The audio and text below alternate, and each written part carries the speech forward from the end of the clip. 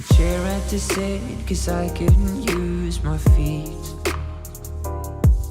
Together with you, I want to celebrate these years, even decades, by looking back at the 30 games that stuck with me the most. Keep in mind that this list is entirely personal. This ranking are not based on the quality of the games, but simply personal enjoyment.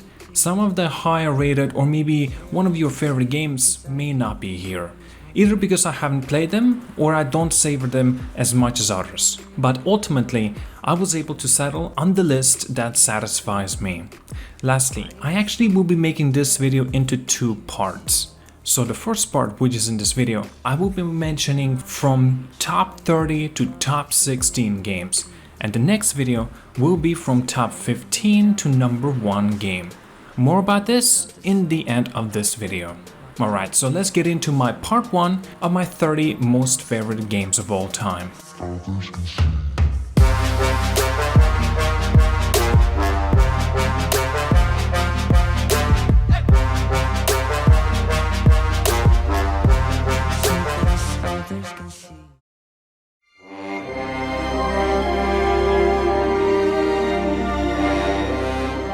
Battlefield Bad Company 2 may be old since it came out in 2010, but I remember the day I got this game, and I was amazed that there were large-scale battles and tons of fun made to have while playing this game. I enjoyed playing as different classes of soldiers like medic, assault, engineer, recon, and as well as vehicles and tanks, and with its own unique taste and gameplay for each classes. Playing this game with all of its maps, it's nothing but fun and satisfying. Personally for me, the fondest of the memories was the single player campaign, remembering the time while I was playing it and seeing the interactions between soldiers and seeing their new sights and the beauty at the same time of this game. It's already been a very long time after this game's release. We've received other newer Battlefield games such as the Battlefield 3, Battlefield 4, Hardline, Battlefield 1 and 5, and yet there's another new Battlefield game coming at the end of this year. Personally, I hope for Bad Company 3's return, but after all these games, I doubted that we will ever see it. But one can hope.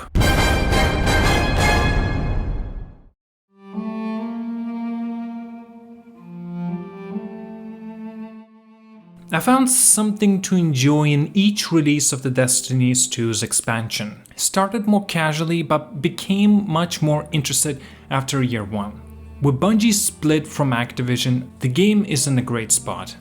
But a lot of people may consider the game being boring or recycling content.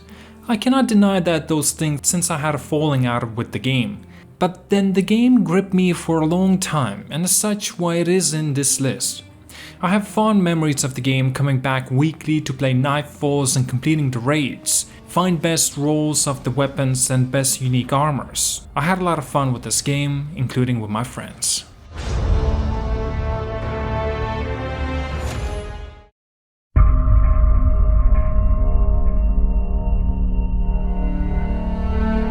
Call of Duty Modern Warfare 2 drops you into a massive multi-set piece chaos, lightning in a bottle of conflict that sadly only lasts a few hours.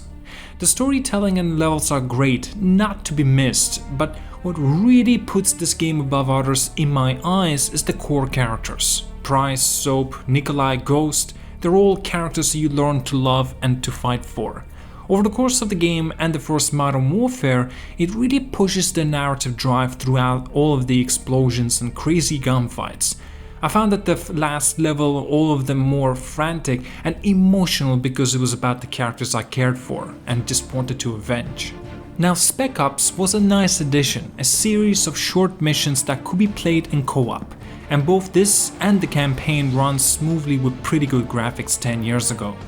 Multiplayer has aged less well, and you may find better, newer shooters on the market, but back then, I remember when there were multiple broken overpowered builds, noob tubing, snipers, one-man army, glitches, hackers. Even though the multiplayer was broken, oh, it was sure hella fun.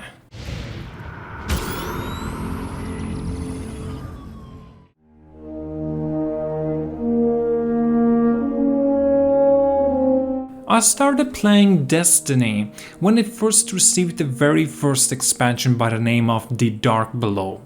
I absolutely loved the game after. The first Destiny was easily better than the second one for me. I would highly recommend anyone to play it, even though it's no longer receiving the support. The game was unique, had a great soundtrack and was very promising. You had several planets to explore and the music gave you a great feeling of mystery. It was fun to play, especially with other people. Multiplayer was very well worked out. The only issue was that if you didn't have other people to play with, some content was inaccessible or even impossible to complete, such as the raids. But when you do the raids and complete them, it's just it grips you and keeps you coming for more. The raids alone made the whole experience for me. I remember the time when I had first completion. Oh, what a satisfying moment that was. Or when I finally received my very first Galahorn from the Nightfall. The weapons were far more rare back then and considered more unique as well, since a lot of them were overpowered. Like I mentioned, the Galahorn was just like nothing out there. Such is why so many have chased after them and kept the game interesting and refreshing. I would highly recommend this game to anyone.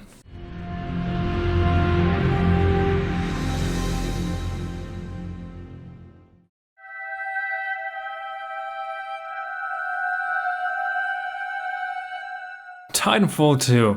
What a surprise this game was, especially its campaign. Every level of campaign is interesting, and there's lots of unique mechanics to go with them, from time traveling to electricity gun that can hack things, and each mission takes place in the distinctive locations, from the mountainous remains of the battlefield to a factory to a research facility to fighters and freighters in the skies. And every mission or two, there's a unique boss with their uniquely customized Titan, different from your own. The relationship building between you and your Titan is so captivating, listening as buddies talk together or being serious at the moment. Multiplayer introduced a new element of a first-person shooter with Titans and able to take on other Titans. I had a surprisingly fun time with this game and do not regret any time that I've spent with this game.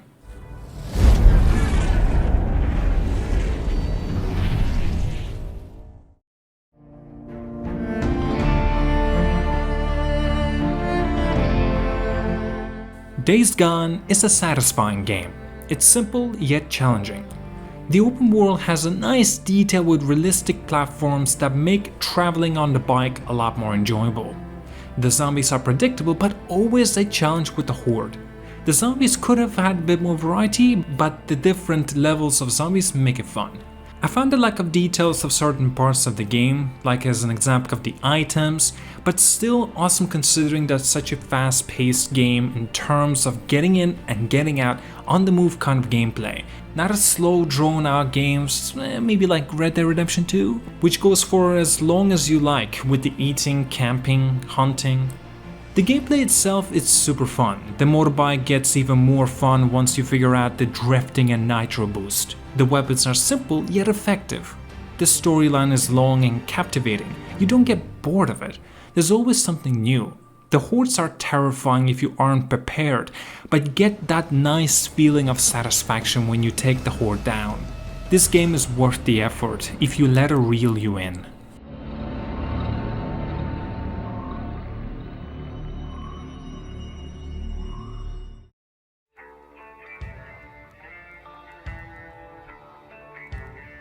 Resident Evil 2, a remake from an original game from the 1998 with a new over-the-shoulder control scheme that feels much more like a modern video game and has that tense exploration and puzzle solving that made me fall in love with the remake. This Resident Evil game is actually my very first Resident Evil game. Then after experiencing this, I had to play all the rest. Zombies feel much more menacing and can sometimes take a handful of bullets to take down, only to get back up 20 seconds later. The way enemies react to your bullets is shockingly brutal. Zombies will even crawl around without arms or legs until you eliminate them for good. Other iconic enemies like the Lickers and the Mr. X make their return, and I really like the new, terrifying ways that they've been implemented them into the remake. I've seen plenty of comparison videos and articles between the original and the remake, and I've gotta say that this is indeed a faithful creation. Classic locations like the police stations and Umbrella Lab are updated with new passages and doorways that led to the other familiar sections, and I really enjoyed the new altered layout to make more logical sense. But this is a great remake that Resident Evil fans are going to love playing through again, and it's a game that newcomers will ultimately enjoy as well.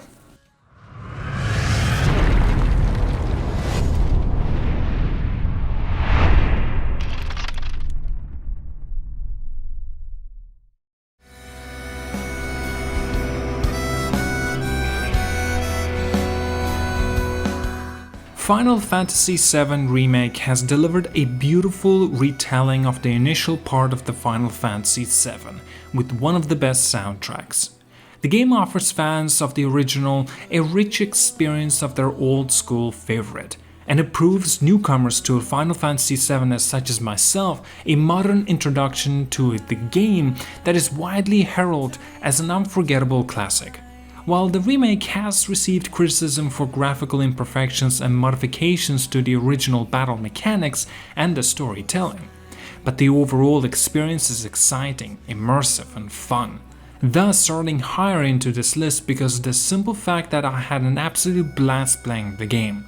It is obvious a lot of love and dedication went into recreating the first part of the beloved masterpiece, and players will quickly discover how this game demonstrates that a true beauty is an expression of the heart.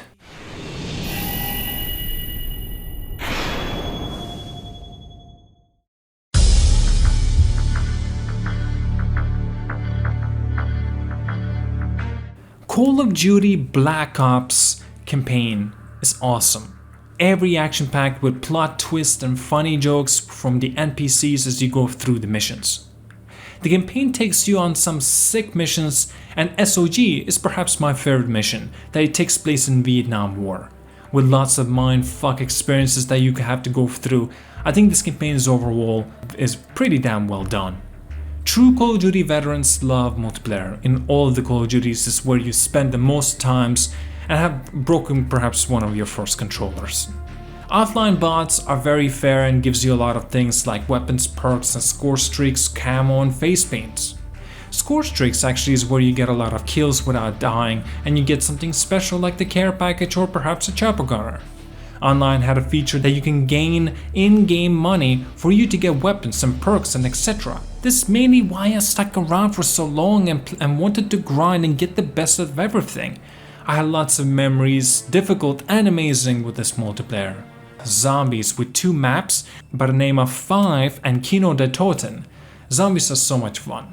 Rebuilding walls and unlocking new areas in the map, with you earning yourself an in-game currency by building walls or killing zombies, surviving to the very highest waves by training zombies, constantly going around them while they're desperately trying to get a hold on you, or holding off an area and shooting at them with all of your might in one direction while they come at you with the intent to slaughter you. This game with friends especially made it so interesting and fun. I remember the time me and my friends sitting on the couch together playing zombies.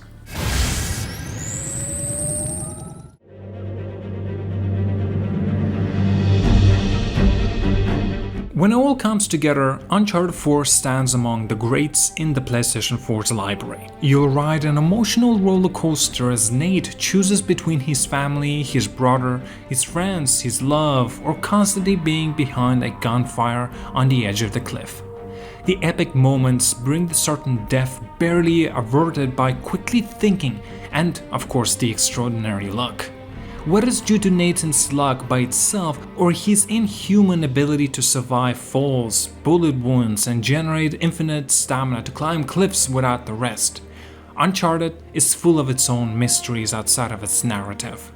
This story alone brings out the fantastic writing and will compel you to play for hours on end, looking to find out what will happen next. If you're willing to spend nights playing through the 25 to 30 hours title, then you're playing the right game. Hopefully you will enjoy Uncharted 4 as much as I did playing through and finally concluding Nathan's tale.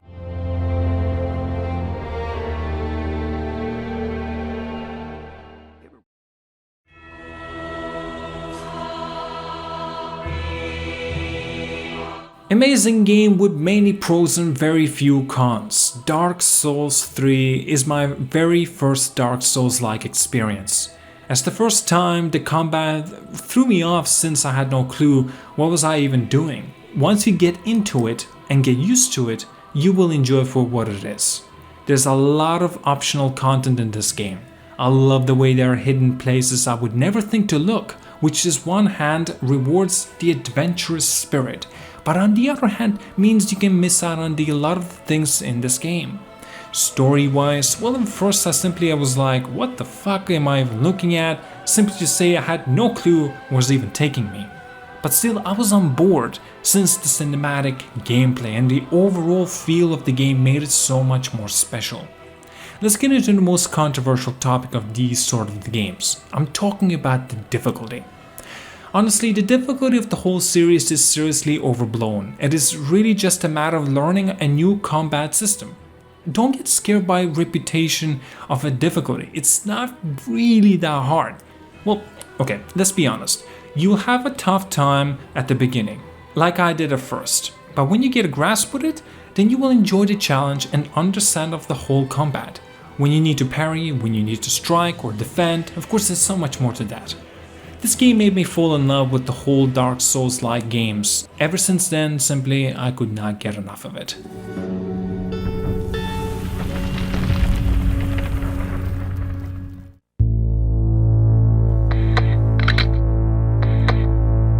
The world that Kojima built here is like nothing else. The amount of technical details and the overwhelming amount of time that the characters spend explaining to you about the world. Kojima's dedication in building his world here is outstanding. Don't believe in what you've been hearing about this game not being revolutionary. Its gameplay is really revolutionary. It's a fusion of ideas only seen in indie games and the technical perfectness you only see in huge budget games. You never played something like it before, and I'm afraid you won't play it after this. It's not a new genre, but really is a new approach to video games gameplays in general. The ending credits encapsulates everything that makes this game so special. It's like a resume of feelings. It's sad, melancholic, raw, hard, painful, of greater wonder, and above all colossal and minimum. Death Stranding can be confusing or understandable. It really depends how you want to approach this game and if you're willing to give it your time and take things slow. Just let it flow all in.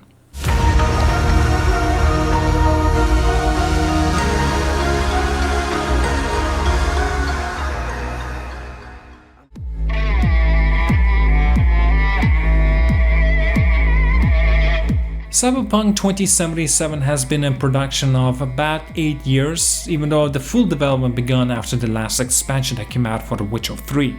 In my opinion, I feel like they have focused 95% of this time creating the perfect story with perfect characters, but only 5% on making sure that the game actually runs. This game became, in my opinion, one of the best campaigns in the game ever created, even though it's not as heartbreaking and emotional as The Last of Us. The story is just near perfection, with amazing characters, emotional moments, and an amazing world with side quests that feel like the main missions. One time I mixed the missions and I spent over 4 hours doing the side quests, and I didn't even notice because of how good the writing was. They did not feel like just a random side quest, but unique story that did in fact have an impact on the world and the story. But of course, nothing is perfect. As I stated before, this game has many problems when it comes to the gameplay. The game was obviously not ready to be launched, but the executives made sure the game was launched because they didn't want to delay it for the 4th time. And first, the game had an enormous amount of bugs. It's either people spawning in front of you, textures not loading, camera being stuck in the place, and many more. CD Projekt Red is doing their best to make sure the game gets fixed, and in time I'm sure that this game will be by far in a better shape. The gameplay is good, combat is fluid, not hard to understand, and progression is large and personally I think interesting as well. So to summarize everything up, this story, there's just no words to describe it. It's so close to perfection, the only problem is just the bugs and glitches, but they can always be patched. So right now, as in general, I would give the game a high marks. But when the bugs get fixed, then this game will go down being one of the best games ever created and probably be the game of the decade. I have about 80 hours of gameplay at this moment, but every day it passes will probably have 15 more hours because how addictive it is, and once you start playing it, you will not be able to stop.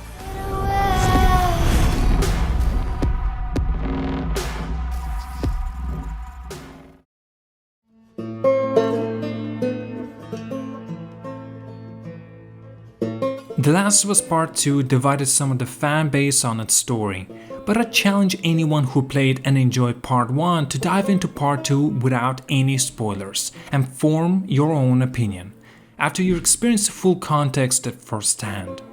It's a powerful game, it's a hard story to swallow, even for those who love it, so it's definitely going to be painful for those who don't.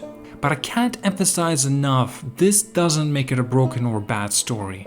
It makes it complex, and it deserves to be talked about. This game will challenge your expectations and will challenge your emotions.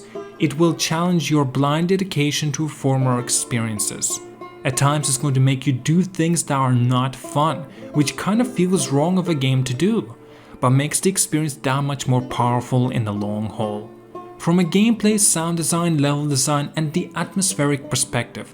And if you like those things in Part 1, you'll love them even more in the Part 2.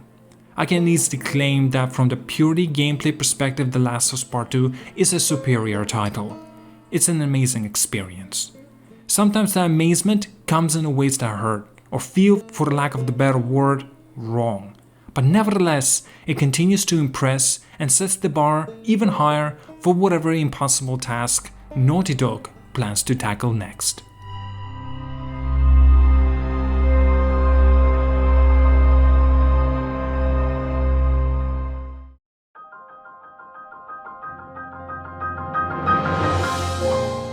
Breath of the Wild. I remember when my little sister got me for Christmas a Nintendo Switch. I ended up getting her for her Christmas Breath of the Wild. Since I've never played any of the Zelda games, I never even touched any of the Nintendos, I thought it would have been nothing more than just somewhat of a gimmick. But oh boy, I was wrong. 2 months later I had to fly to another country and my sister told me I could take the Switch with me. I was gonna be gone for a week. So I took on that offer and took only one game. Yes, Zelda, Breath of the Wild. Other than that, just that weird button layout, I simply was engrossed into the game all day, every day.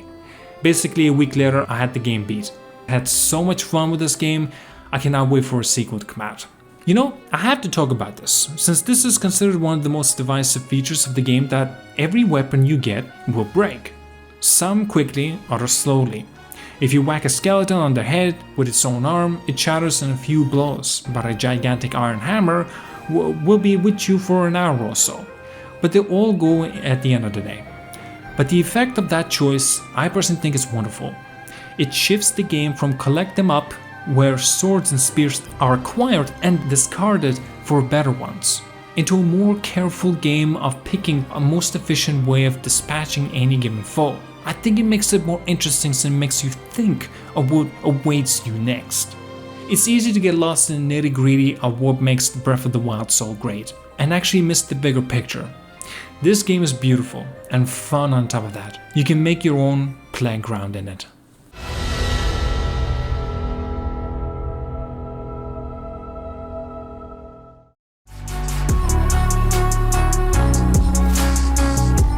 So this is my first list of 15 games from the 30 favorite games of all time.